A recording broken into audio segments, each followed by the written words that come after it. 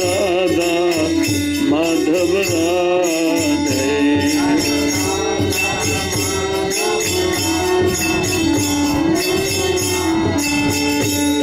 जय राधा मदन मोहन राधा मदन मोहन राधे। राधा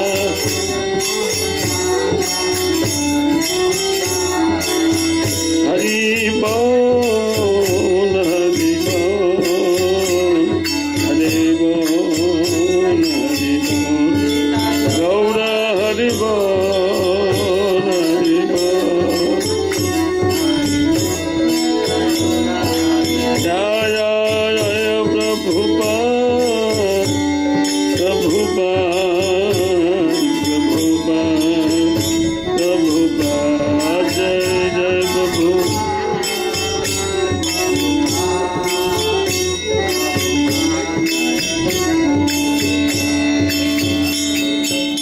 जय नित्यलीला विष्णु विष्णुपाद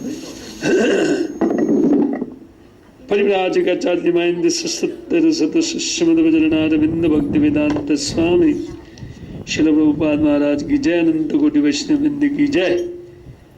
ग्रंथराज श्रीमद भागवतम की जय। निताय गौर हरि प्रेमानंदे। ओम नमो भगवते वासुदेवाय। ओम नमो भगवते वासुदेवाय। ओम नमो भगवते वासुदेवाय।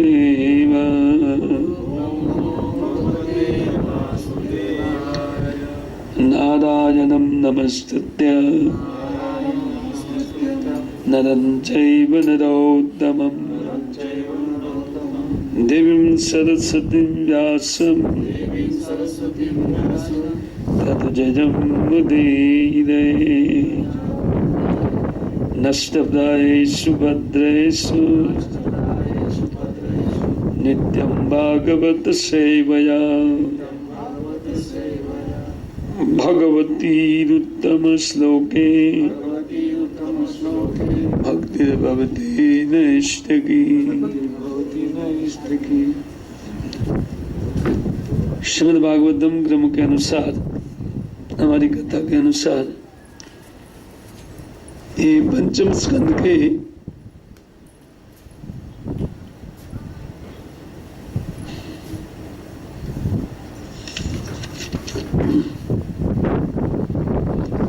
अष्टम अध्याय का 8वें अध्याय का 9वां श्लोक है। अब मैं नीचे उच्चारण कीजिए। अहो बतायम हरिण कुणकः ईश्वर रथचरण परिभ्रमण हरेण स्वगणन सुह्याद बंधुभ्या परिवर्जितः शरणं च मोपसादितो मामेव माता पितरौ ज्ञाति ज्ञाति भ्रातृ ज्ञातिन योथिकांश्च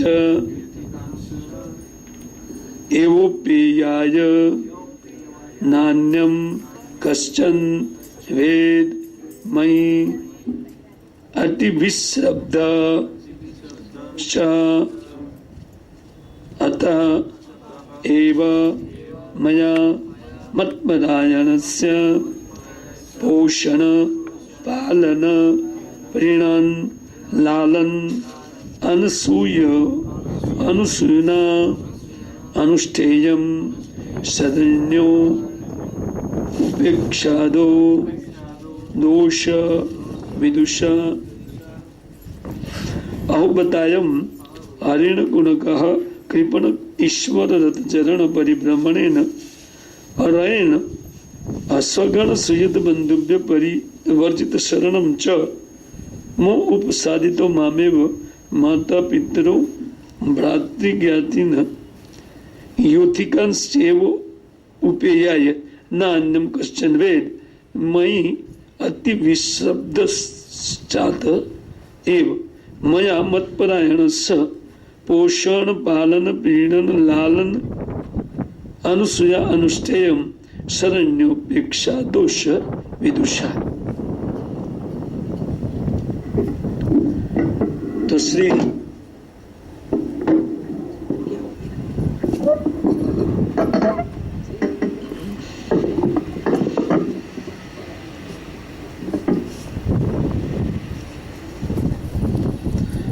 भरत महाराज एक कहने लगे मोहवश कि देखिए इस हरिण बालक बेचारा दीन है और भगवान के काल चक्र के द्वारा पीड़ित होकर के वो अपने बंधु बांधवों से उनका विच्छेद हो गया और वो कालचक्र ने उनको मेरे हाथ में डाल दिया है। और ये हरिण बालक भी मेरे अलावा दूसरे को कोई किसी को पहचानता नहीं है, इससे मैं ही उनका बंधु बांधव, उनके युद्ध संगी, सब कुछ मैं ही हूँ। और मैं बराबर जानता हूँ कि जो शरणागत जीव है उनकी रक्षा करनी चाहिए और उनकी रक्षा में भले ही उनकी रक्षा में मुझे दोष बुद्धि नहीं करना चाहिए। उन दोष बुद्धि को त्याग करके मुझे इनका पालन पोषण लालन इत्यादि करना चाहिए और शरणागत की रक्षा करना यही धर्म है। और इनमें बाधक कोई भी कार्य है तो कहते हैं कि वो दोष माना जाएगा। ये उल्टा समझ रहे हैं भरत महाराज। अमज्ञानतिमिरन्दस्य ज्ञानाञ्जन शलाकया चक्षुरुन्मिलितं येन तस्मै श्री गुरुवे नमः। श्री चैतन्य मनोभीष्टं स्थापितं येन भूतले स्वयं रूप कदा मह्यं ददाति स्वपदान्तिकं। वन्देऽहं श्रीगुरौ श्रीयुतपदकमलं श्रीगुरून् वैष्णवांश्च। श्रीरूपं साग्रजातं सहगण रघुनाथान्वितं तं सजीवं साद्वैतं सावधूतं परिजन सहितं कृष्ण चैतन्य देवं श्री राधा कृष्ण पादान सहगण ललिता श्री विशाखान्वितंश्च। मुखं करोति वाचालं पंगुं लंघयति गिरिं यत्कृपातमहं वन्दे परमानन्दमाधवं। जयतं श्रुतपङ्गौर मम मन्दमतिर्गति मत्सर्वस्व पदाम्भोजो श्रीराधा मदन मोहनो। वाञ्छाकल्पतरुभ्यश्च कृपा सिन्धुभ्यैव च पतितनं पावनेभ्यो वैष्णवेभ्यो नमो नमः। श्री कृष्ण चैतन्य प्रभु नित्यानंद श्री अद्वैत गदाधर शिवासादि गौर भक्तवृंद।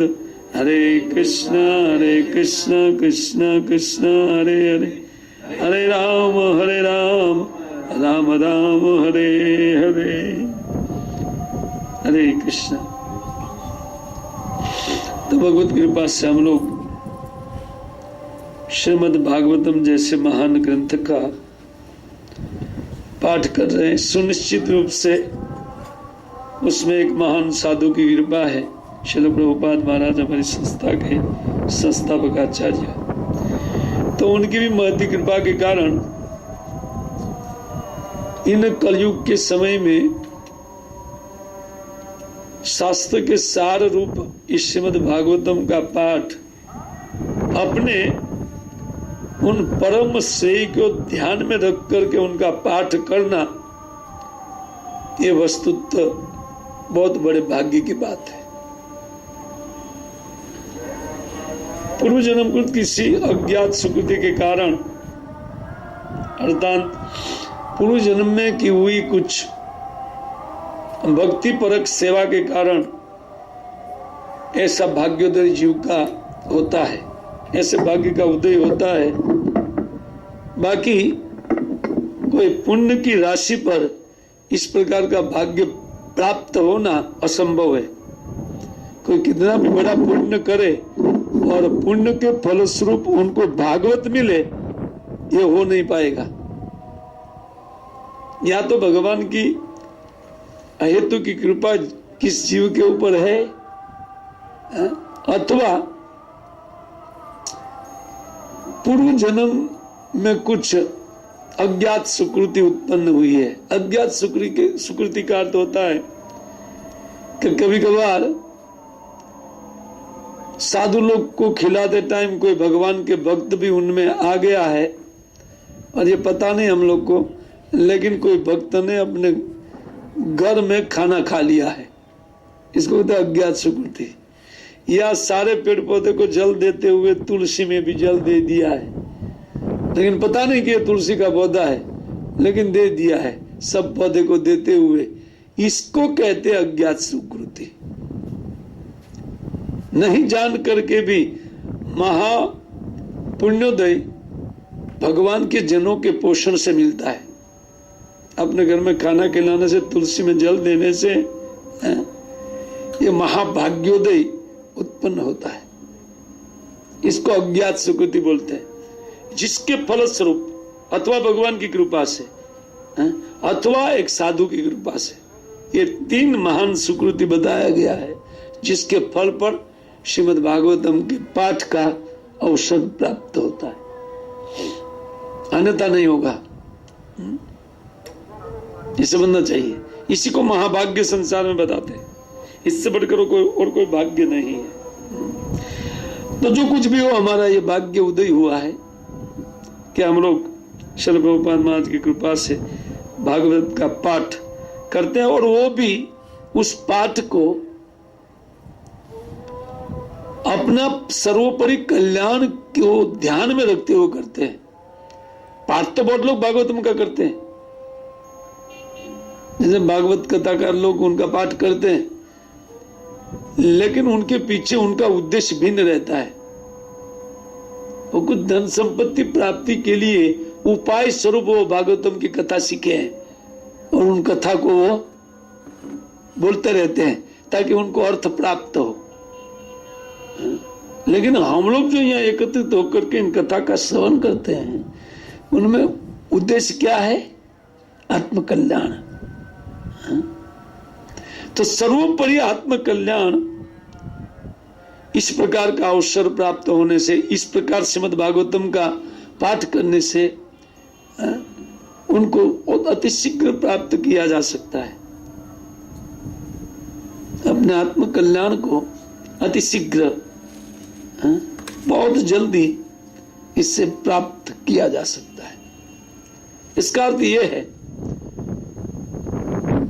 कि इस सब महिमा को जान करके कभी भी श्रीमद् भागवतम पाठ थोड़ा एक आध दो पद भी नहीं छोड़ना चाहिए। उसके लिए सब कुछ छोड़ करके भागवतम का श्रवण करना चाहिए, चाहे छुट्टी हो या कुछ भी हो।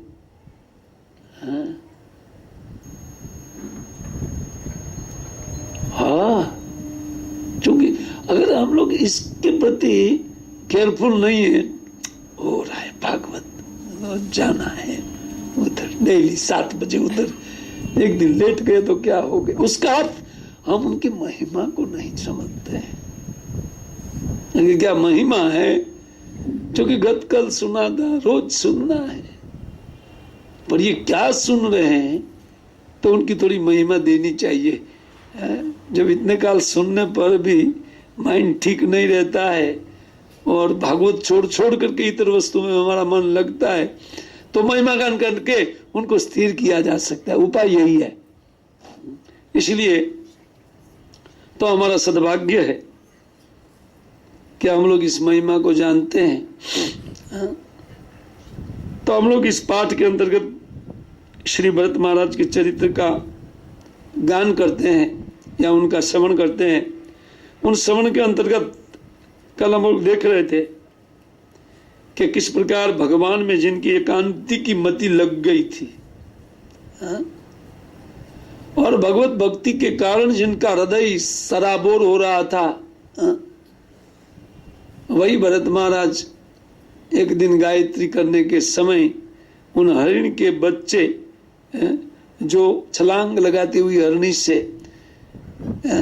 एक बच्चा नदी में गिर गया और उन बच्चे का रक्षण में, पालन पोषण में अपने आप को लगा दिया। वो जानते थे कि ये ठीक नहीं है। मैं भगवान की परिचर्या छोड़ करके इतर काम में लग गया, ये दोष है, ये जानते थे। लेकिन जानते हुए, जैसे हम भी जानते हुए लेट आते हैं, है कि नहीं? वो जानते हैं लेकिन लेट आना ठीक है, चलता है। तो एक एक करके छूट जाएगा सब कुछ अगर ध्यान नहीं रखेंगे, केयरफुल नहीं रहेंगे। भक्ति में केयरफुल रहना चाहिए, अपना दायित्व तो बराबर, उनके बाद में भगवान मदद करेंगे। अन्यथा ये इतनी अमूल्य वस्तु है भगवत भक्ति कि जैसे तैसे बच्चे के हाथ में कैसे डायमंड रख दिया जाए करोड़ों का, भगवान सोचेंगे ना कि ये तो अनकेयरफुल व्यक्ति है, तो उनको कैसे भक्ति दे दूं मैं? क्योंकि भक्ति मुझे प्रेम से बांधने वाली है, अखिल ब्रह्मांड नायक को बंधन में डालने वाली वस्तु है। जैसे तैसे के हाथ में कैसे रख दिया जाए? भगवान नहीं सोचते हैं। भगवान जब सिंसियर होकर के हम उपाय में लगते हैं तब भगवान शुद्ध गंभीर है, टाइम पे आता है, सब कुछ है। तो भक्तों को मालूम है कि मैं गलती कर रहा हूं, लेकिन तिस पर भी भरत महाराज जैसे लेट गो करते हैं, ठीक है तो रोज का हो गया है। उन हरिण के बच्चे के कारण तो अपना भी हरिण अटका हुआ है कहीं ना कहीं, ये काम है वो काम है, नाना प्रकार का हरिण है सबका, या बच्चों के रूप में हरिण घर में बैठा है, मन घर में है, सत्संग में बैठे, क्या खाया होगा, आनंद ने क्या पिया होगा, या वो सब कुछ विचार माइंड में आता है ना बच्चे के विषय में। क्यों? ये हमारा हरिण है, आसक्ति। जैसे भरत महाराज हरिण में मोहित है, उसी प्रकार हम तो भरत महाराज की स्थिति में नहीं है। ये तो एक उदाहरण स्थापित करने के लिए ये भगवान का इच्छा से इस प्रकार उनका माइंड घूम गया, अन्यथा उस स्टेज पर जा करके इस प्रकार भक्ति को छोड़ना ये हो नहीं पाएगा, कोई नहीं छोड़ सकता है। अरे सोचिए, जिन्होंने पूरी पृथ्वी का राज्य छोड़ दिया, भगवान की भक्ति में अंतराय समझते हुए छोड़ दिया, अपने बच्चे को छोड़ दिया, अब वो हरिण बालक में आसक्त हो सकते? विश्वनाथ चक्रवर्ती ठाकुर कहते कभी नहीं।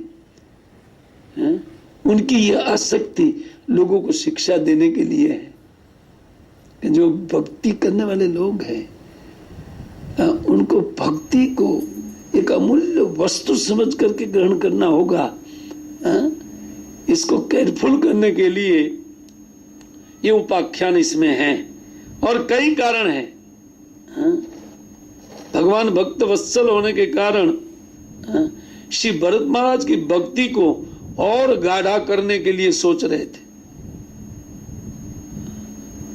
और क्योंकि भगवान भक्तों के प्रति अत्यंत वत्सल रहते हैं, उनका प्रेम रहता है भक्तों के प्रति।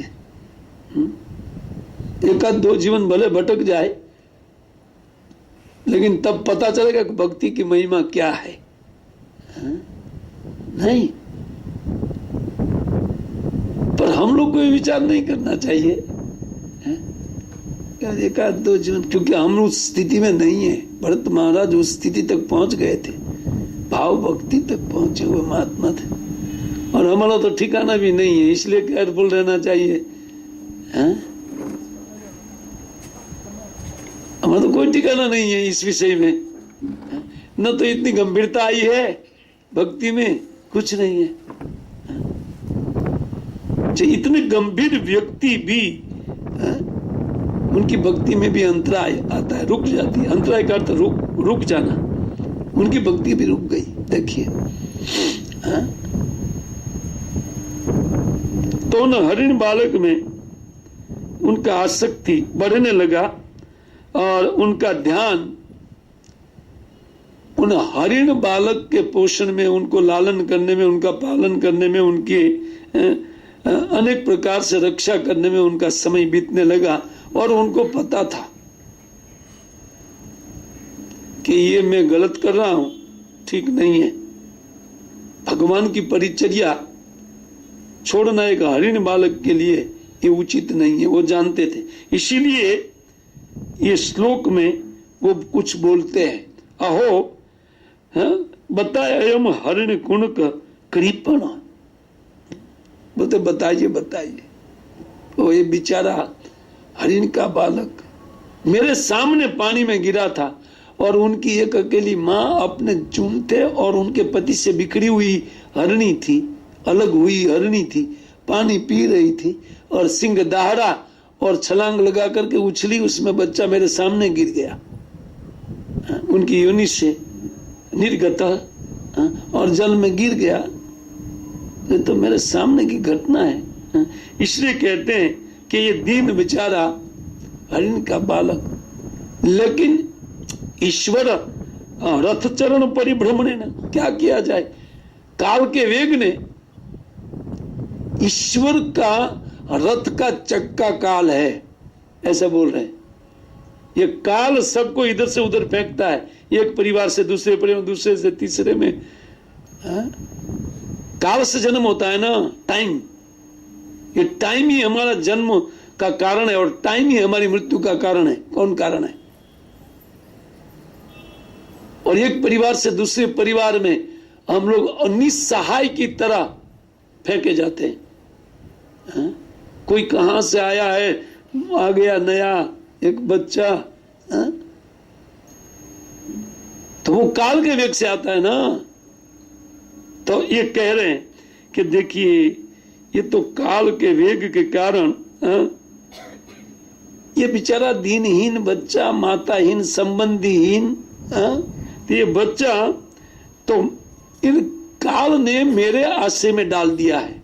अब दायित्व लेने लगे। और आपका 5 घर में छोड़ के आए, उसका क्या? वो काल ने नहीं डाला था क्या? अगर भरत महाराज को पूछे, आपका तो 5 छोड़ के आए कि नहीं? लेकिन उनको बोलने वाला कोई नहीं था, अकेले वो पुल आश्रम में रहते थे। इसलिए साधु संगति में भजन करना चाहिए। अगर हमारी आसक्ति कहीं चले तो देखने वाला दूसरा व्यक्ति होता है, या हम सो जाए भगवत भक्ति में तो उठाने वाला व्यक्ति कोई होना चाहिए। और नहीं तो भजन करते एकांत में कौन जानता है क्या करता है। सो जाओ, बाद में जब टाइम होगा भजन साधन करेंगे। तो कोई होना चाहिए केयरफुल करने के लिए। खैर, जो कुछ भी हो, भरत महाराज विचार कर रहे हैं इस प्रकार, अपने मन को मना रहे हैं। वो जानते हैं कि मैं गलत कर रहा हूं, इसलिए बोला हो बताइए। ये जो हरिण का बालक काल के द्वारा मेरे आश्रय में डाला, बेचारा कोई बंधु बांधव नहीं है उनका।